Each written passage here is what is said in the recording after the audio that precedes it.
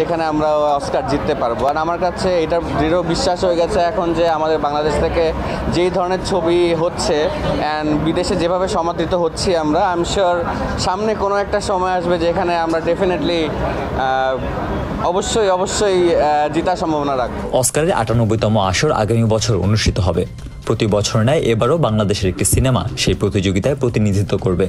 এবার পাঠানো হচ্ছে একটি সিনেমা, আর সেটি সুযোগ পেয়েছে বাড়ির নাম শাহানা। রাজি থাকলে কবুল বলো।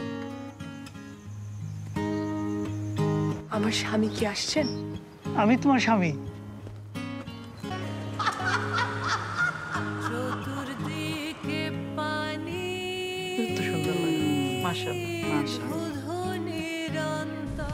সম্প্রতি প্রেক্ষাগৃহে মুক্তি পেয়েছে অভিনেত্রী মেহজাবিন চৌধুরী অভিনীত সিনেমা সাবা। মাকসুদ হোসেন পরিচালিত এই সিনেমাটি আন্তর্জাতিক অঙ্গনে বেশ প্রশংসিত হলেও এবার অস্কারের সেরা আন্তর্জাতিক চলচ্চিত্র বিভাগে বাংলাদেশের প্রতিনিধিত্ব করার সুযোগ পায়নি।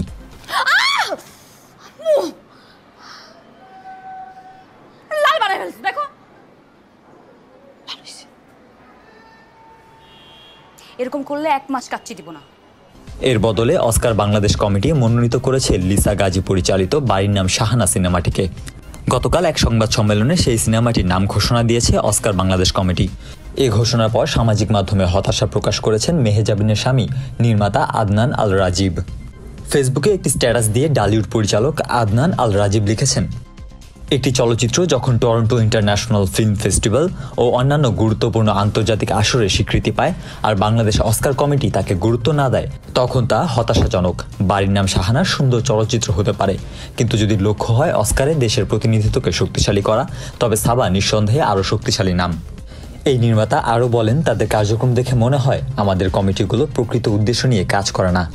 যে দেশ তার শিল্প সংস্কৃতিকে কিভাবে বিশ্বমঞ্চে উপস্থাপন করতে হয় সেই কৌশল বুঝে না, সেই দেশ কখনো এগোতে পারে না।